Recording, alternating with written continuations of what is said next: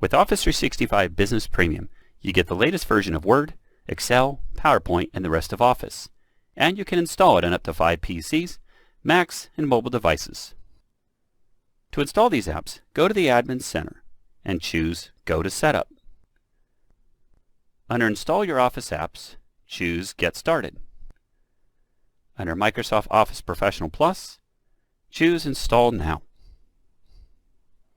Choose your language, and then Install. This will install Office using the most common settings.